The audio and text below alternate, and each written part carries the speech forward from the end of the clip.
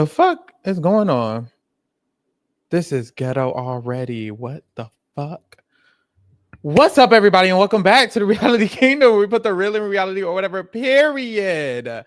I'm your motherfucking host, Pharaoh. We are joined by our wonderful motherfucking co-host. We are not joined by our wonderful motherfucking co-host, Lee. Lee is at work, honey, doing the work thing, getting the work done, baby. I'm here alone today, so y'all are just gonna have to live with me. Y'all are just gonna have to be with me. Run it up in the motherfucking chat if you're here with me, because baby, I'm lonely, Mr. Lonely. Don't need nobody. I'm on my own. Oh my motherfucking God. But as you see by the title, we are here today to talk about The Amazing Race, season 37. I'm actually very, very excited to be here. I'm like so excited. I don't know if it's because we were here. We haven't been at The Amazing Race for a year now. I think this is the longest time we haven't had The Amazing Race, but I don't know. I just feel deprived. Mind you, I've only seen like the last 3 seasons. I haven't seen shit else. So I don't know why I feel so much deprivation, but I just felt very, very deprived. But I'm here. I'm happy. I'm excited. So yes,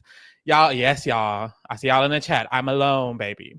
No Lee today. Lee has to work. And that's the thing. Sometimes, no shade, sometimes y'all be forgetting.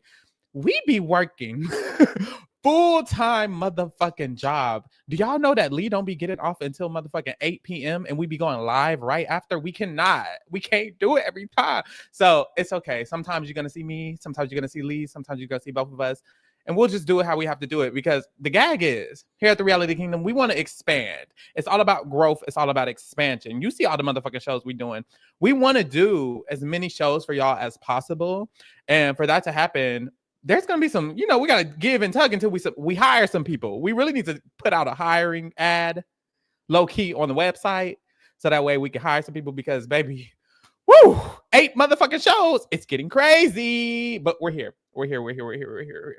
Now, like I said, I was very excited for this season, and I heard some rumors about this season. I heard that this season there was going to be a twist where every round we're getting a different Amazing Race twist. I guess they heard the rumors of how boring some of these last couple of seasons was, and they were like, we're finna turn it, honey, because that's the fuck what I heard. But what I noticed was, in this episode, Phil like mentioned that, but not really. Like, he did not explicitly say there's a new twist every round. He said, this is going to be one of many twists you'll get this season. And it's like, I feel like if it was every single round, he should have said every single round. So I'm wondering what the mechanics is going to be, but we did get a twist this first round. So maybe there is tea to it.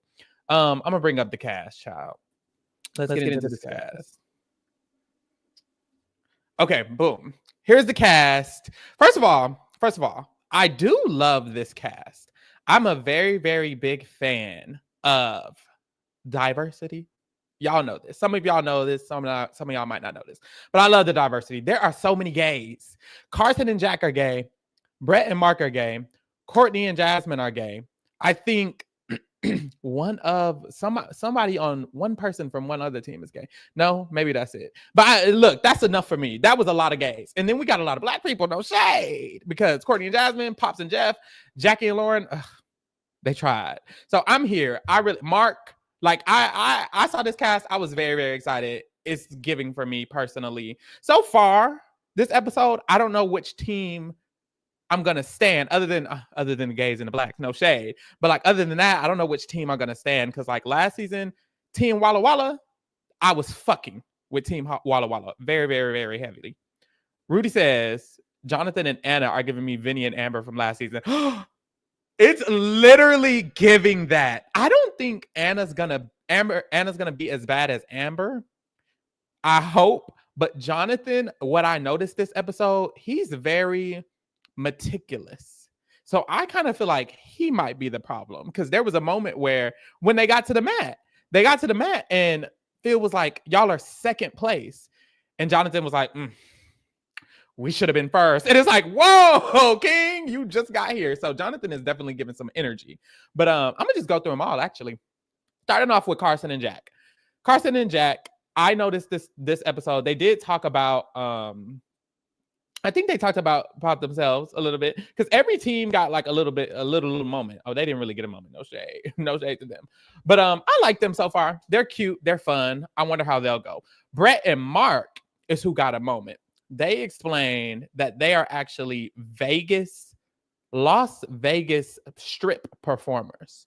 So they be on the Las Vegas Strip performing. I don't know. No shade. Y'all know me. I ain't never left the house. I stay in the house. So I don't know what the fuck they be performing, what they be doing. Or do they dance? I don't know. But they showed clips and they were tied to some harnesses. So I'm like, maybe it's giving like trapeze? Girl, I don't know. But their performance, which is very, very active, they got second place, which is very, very good.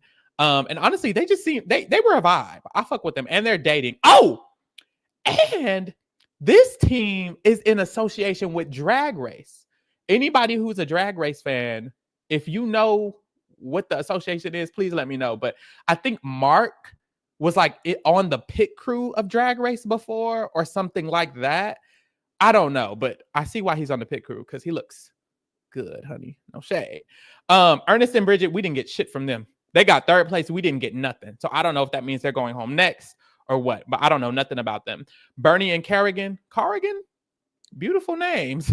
I didn't get anything from them either, but in the preview, there was a little moment of them like arguing, and I'm like, good. I love a young woman team because they really get to the arguing when it's a young woman team. That's for me personally. I love it. Listen, Josiah, we didn't get shit. Nick and Mike, these are the super fans that have been applying for 7 motherfucking years. Shout out to that. Great for them. Beautiful gowns. Glad they got to make it.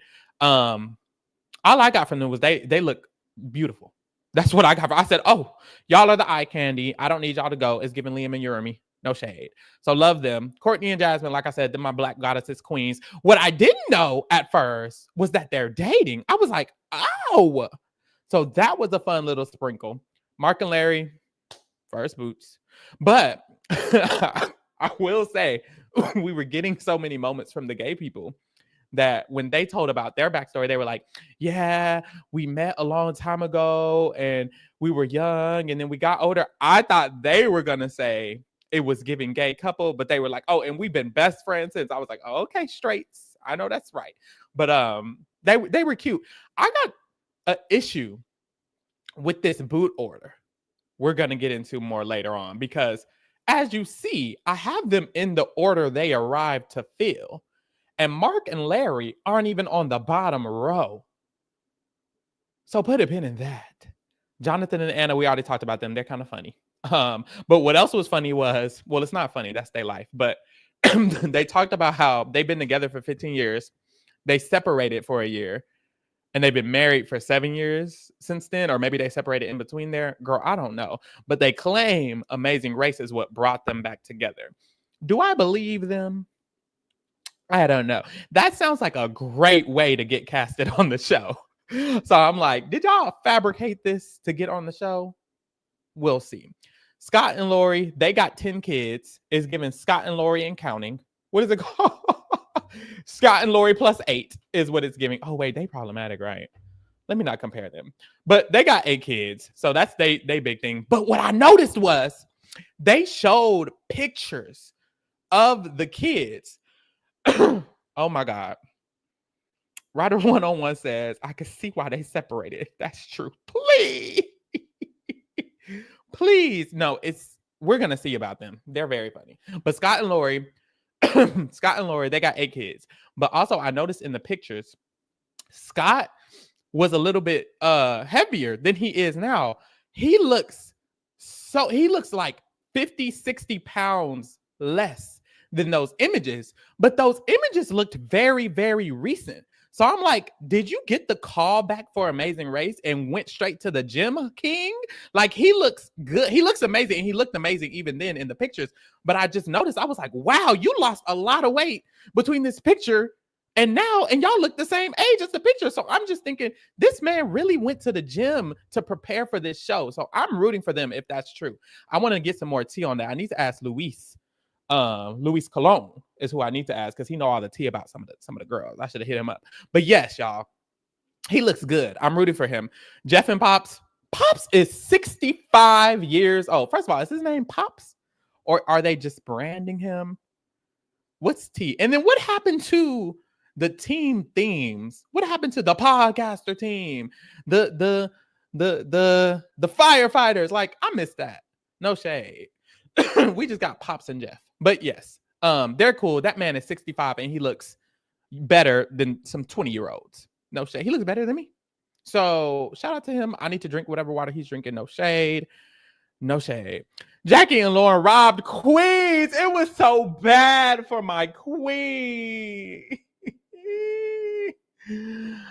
Oh my God, it was so bad for my queens. I don't know what's going on. Oh, Pops and Jeff got the same name, so he's Pops. That's very cute. That makes sense. I got the same name as my daddy. So what would it be? Pharaoh and Pharaoh? That wouldn't make sense. Oh my God. They in the chat asking why I'm alone. I'm not good enough. I'm sorry, y'all. Lee is not here today. He's at work, honey. He's at work. So this is what I need y'all to do. I need y'all to pay Lee's rent. If y'all can pay Lee's rent every month, we need to make sure we get at least $700 gifted every month. So we can pay Lee's rent, and Lee will be here. I guarantee you. I don't know if Lee's going to make it truly for this season because he has so much. It's a Friday. We got to do this. On Friday, he works all day. It's a lot. So look, love him. We miss him. He'll be back tomorrow for a drag race. No shade. In this economy, they said in this economy, that's exactly why he's at work. Amen. Han and Holden. I think I'm going to like them, but we didn't get nothing from them. I think Holden mentioned he was a cheerleader. Maybe he was one of the ones who I was like putting that gay bias on. He don't have to necessarily be gay. But yes. I think they're brother and sister. Carl asked, are they twins? They do look very, very much alike. I know they're brother and sister. I don't know if they're twins. I wish they would label them the twins. Like, I want to know. I really want to know. Melinda and Erica, they were cracked. At the end of that episode, when we kept seeing clips of them and they were arguing, I'm like, oh my God, y'all are crack queens. And then Jackie and Lauren are sisters. They told us that they were playing for their mom because their mom really wanted to travel. And when she, retired, she ended up with Parkinson's. And so she couldn't really travel. So they were here to travel for her. And it's like, oh my God, what a sweet story. What a good reason. Like, oh my God. So that's the cast. I'm vibing with everybody. We'll see how they do. Mary says, I'm rooting for the lesbians and nobody else. Period. Who else is a lesbian? I know Courtney and Jasmine are lesbians. That's it. Oh, so you root for Courtney and Jasmine. As you should. But boom. That's how it is with the cast. It was a very fun cast. Very, very cute. So we started off. First of all, this is the biggest cast ever. It's 14 teams. I see why it's so big because they did this fork in the road twist. Phil announces the fork in the road twist. Now, at first, I was like, girl, is the fork in the road twist really going to be an issue? Like, is this really going to be a twist? Is this going to be a big thing? Or are we just chilling?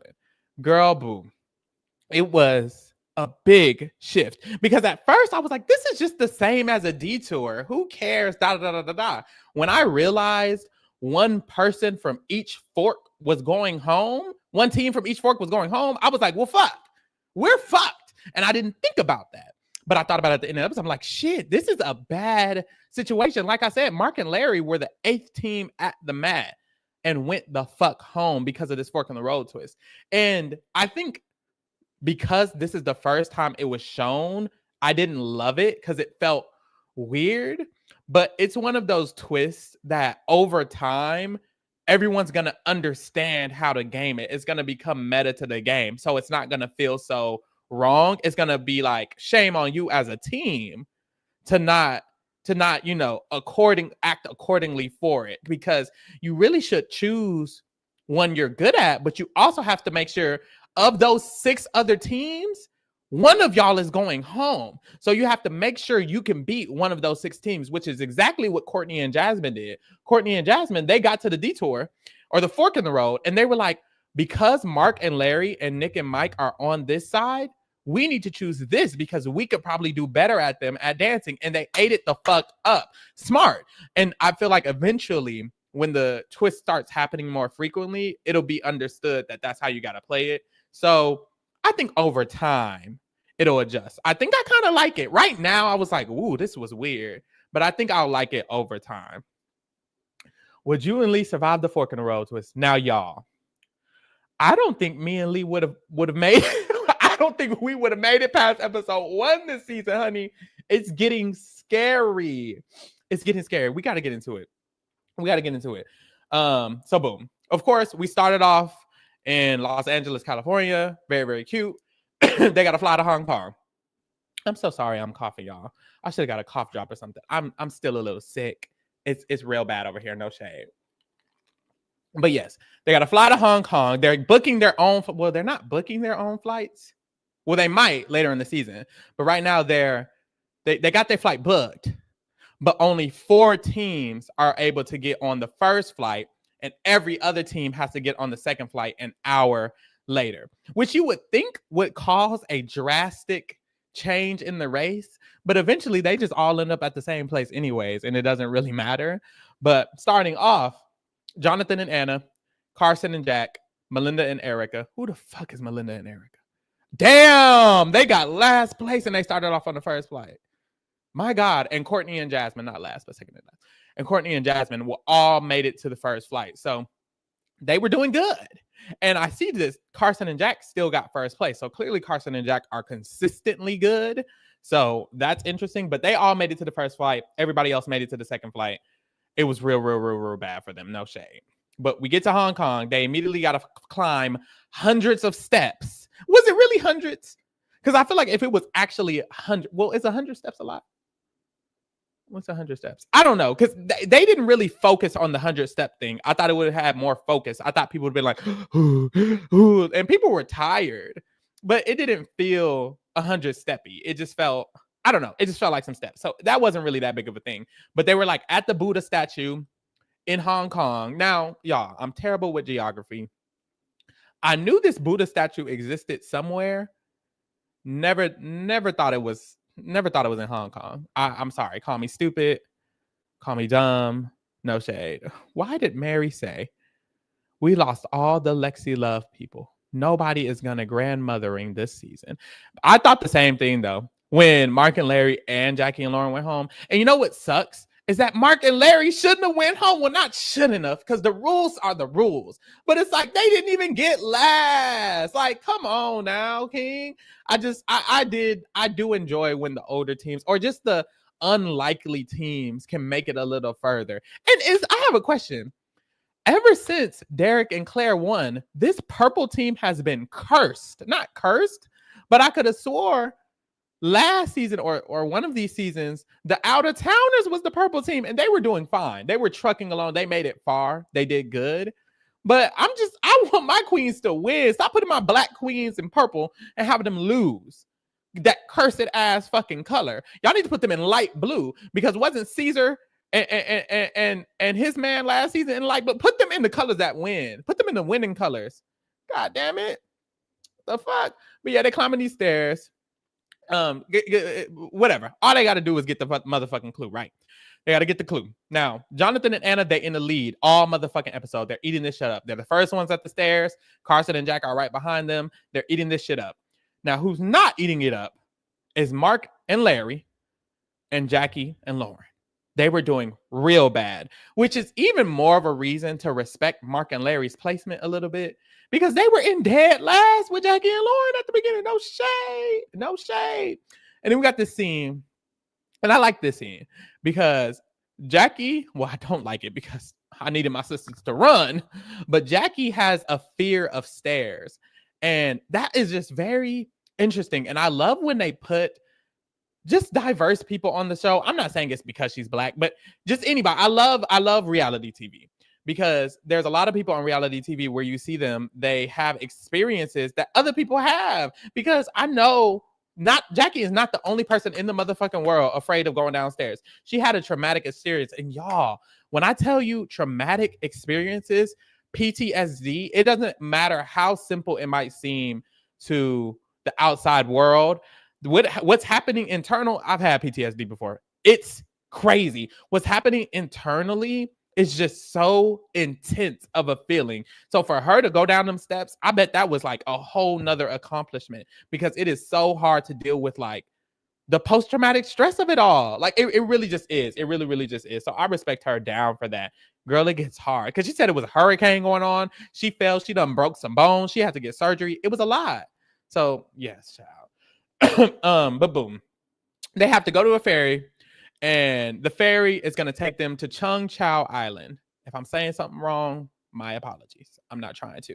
But they have to go to Chung Chau Island. Once again, Jonathan and Anna are there first. They're eating it the fuck up, as they should. And this is when we kind of see all of the other second flight people catching up to the first flight people. And we quickly notice it's not really a difference in the discrepancy. But we get to the roadblock. Now, I talked to Lee today. And Lee said to me that he needs to do this roadblock.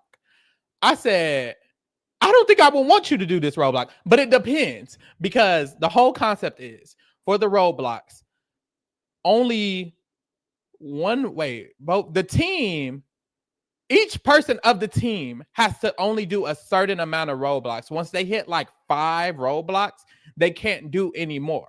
So one person on the team has to do 5. The other person on the team has to do 5.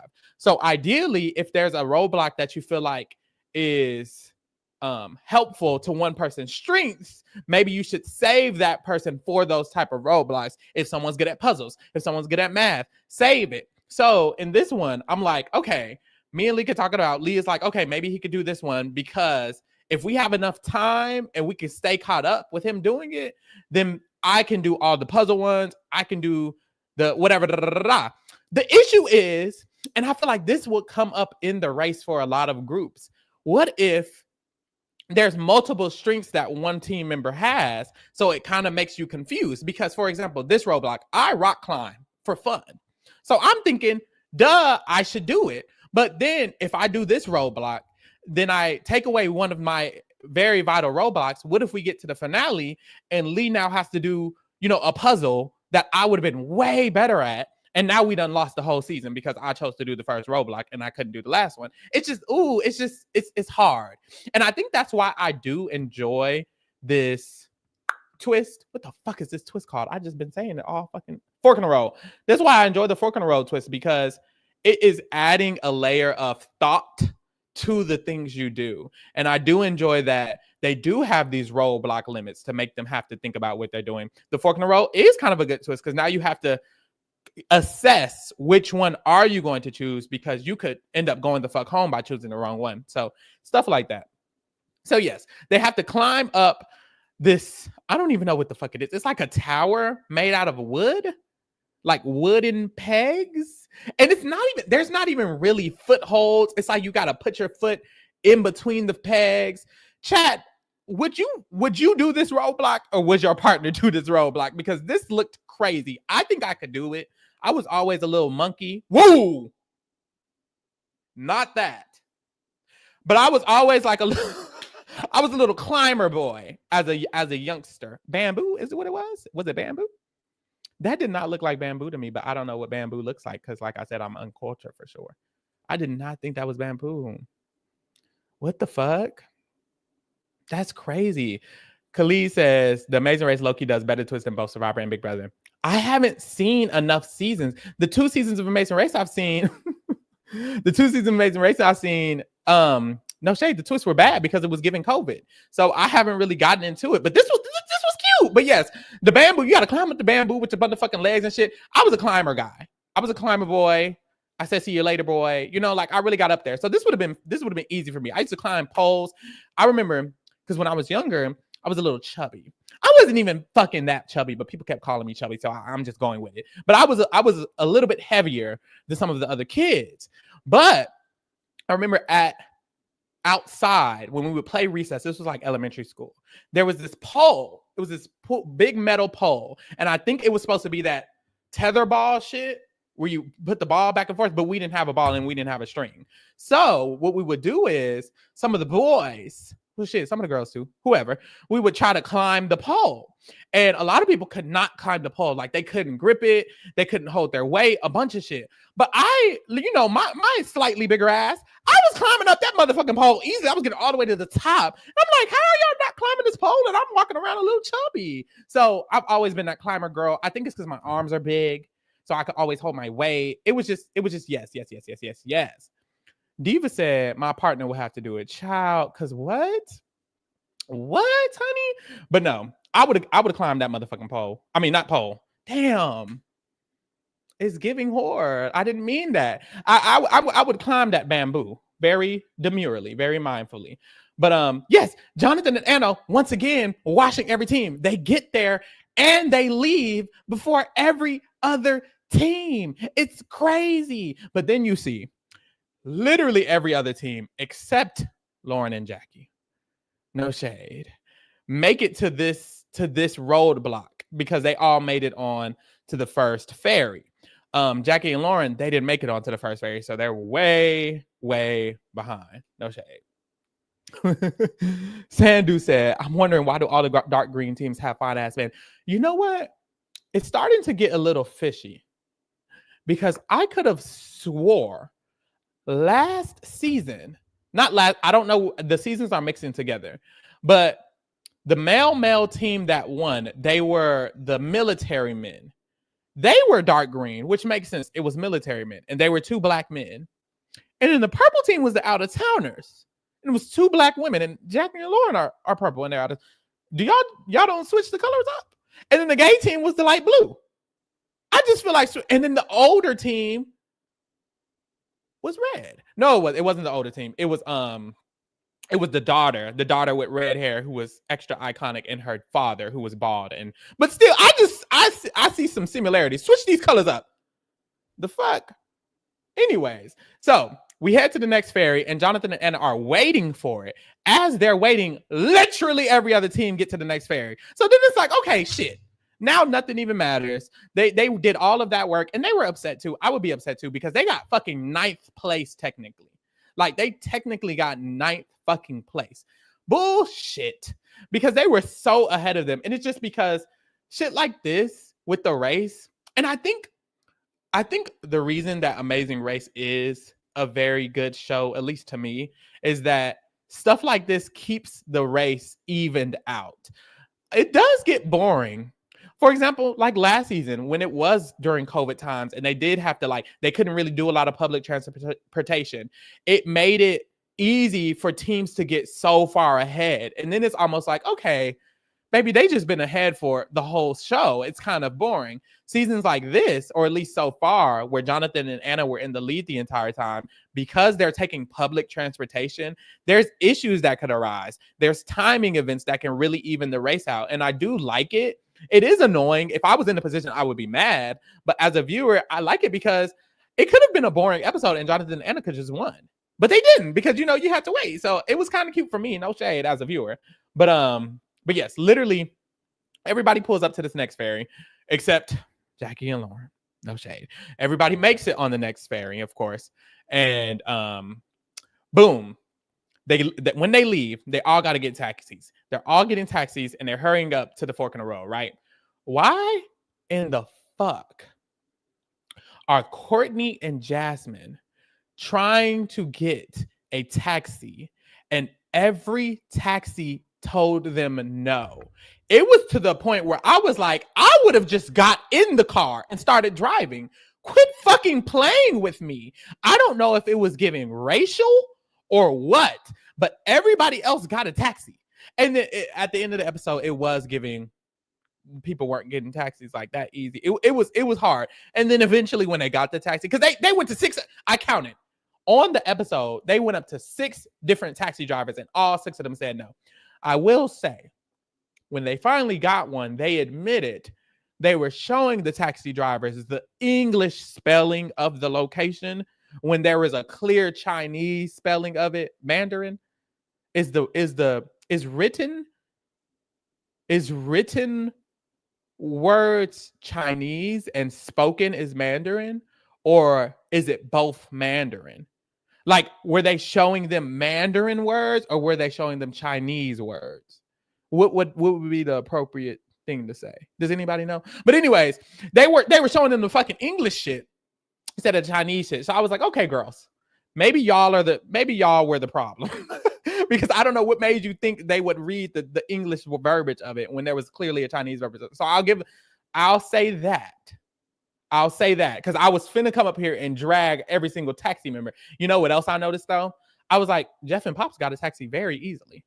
So, I mean, was it Rachel or were y'all showing them the wrong fucking words? No shade. So that, I don't know. But they did admit to acting a fool girl. So, yes. We get to the fork in the road. When we get to the fork in the road, you either have to choose dance or sing. And like I said, at this moment, I was like, girl, it's given a detour. Just choose the one you're better at. Just move forward. Wrong. You should make sure. Well, if you're there first, there's nothing you can really do. You can't see the other people. But if you can see who's went where, you should make sure you're choosing the one you can win at. And I did also notice, who was it? Was it Josiah and Alyssa? Or was it Jonathan and Anna?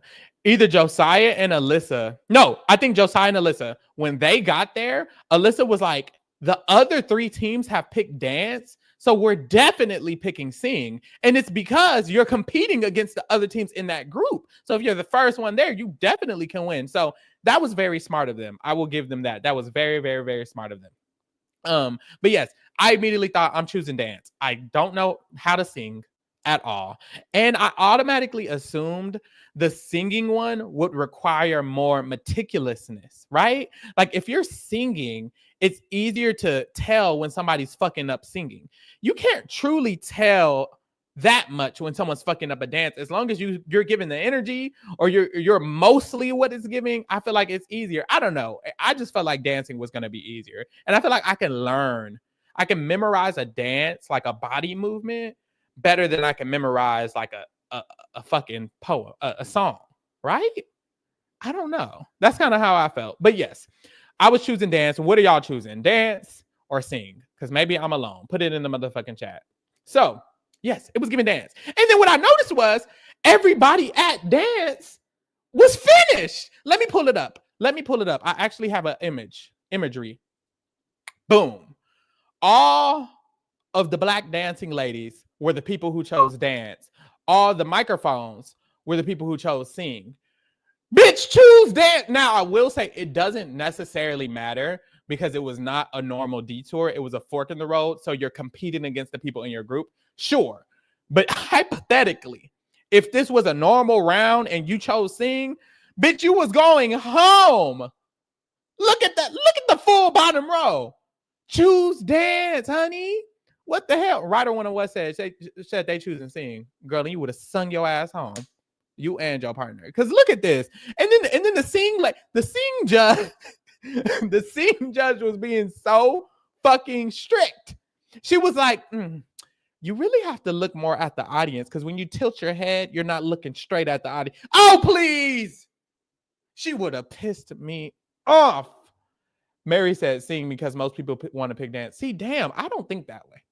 Honestly, I will say it depends. Everything about Amazing Race depends because if I'm there first, I'm going to pick dance. If I'm there last, or if I'm there like Courtney and Jasmine, now I need to assess which teams am I better? Do I think I can do better at? You know, can I sing better than the people who are going to choose sing, or can I dance better than people who are going to choose dance? Then you have to kind of figure that out.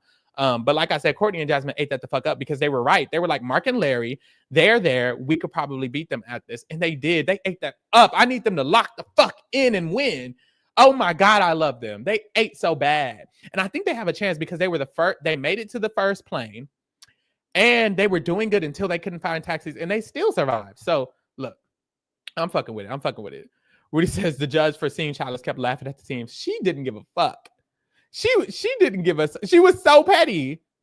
She was laughing at them. She didn't give a fuck.